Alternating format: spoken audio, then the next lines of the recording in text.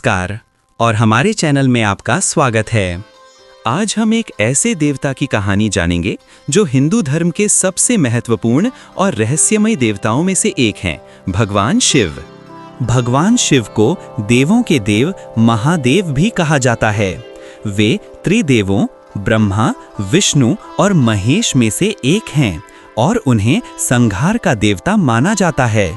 लेकिन शिव केवल संहारक नहीं हैं, वे भोलेनाथ, शंकर, महेश, रुद्र और नीलकंठ जैसे अनगिनत नामों से जाने जाते हैं और प्रत्येक नाम उनके एक अलग रूप और गुण को दर्शाता है।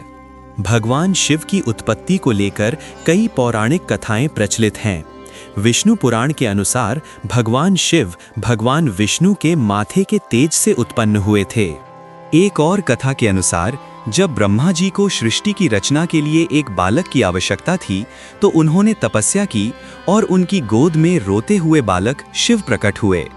ब्रह्मा के पूछने पर बालक ने बताया कि उसका कोई नाम नहीं है, इसलिए वो रो रहा है। तब ब्रह्मा ने उन्हें रुद्र सहित 8 नाम दिए। हालांकि कई ग्रंथों में शिव को अजन्मा और स्वयंभू माना गया है, जिनका न कोई आदि है और न कोई अंत। भगवान शिव का स्वरूप अत्यंत आकर्षक और प्रतीकात्मक है। उनकी जटाओं में जीवनदायिनी गंगा का वास है, जो आध्यात्म की धारा का प्रतीक है।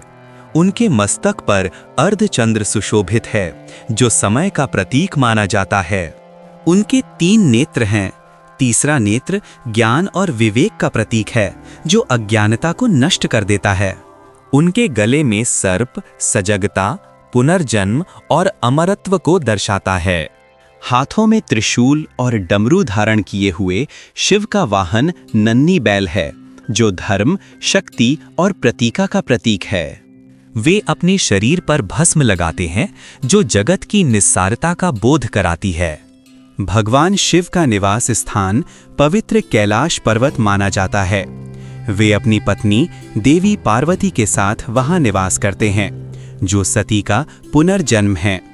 उनके 2 पुत्र हैं, बुद्धि और विघ्नहर्ता के देवता भगवान गणेश और युद्ध के देवता कार्तिकेय।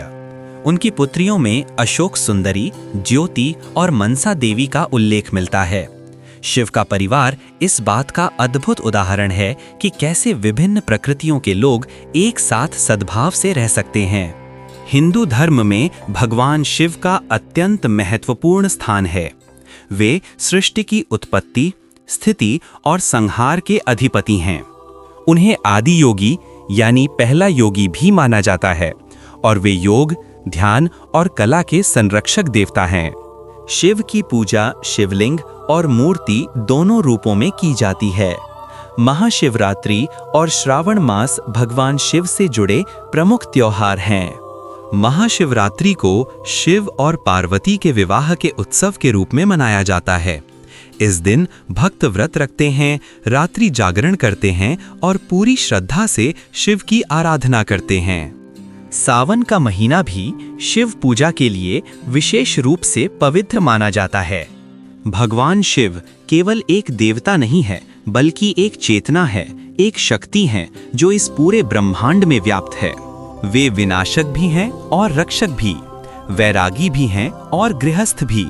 उनका जीवन और उनके प्रतीक हमें आत्मनियंत्रण, ध्यान और आध्यात्मिक विकास का मार्ग दिखाते हैं।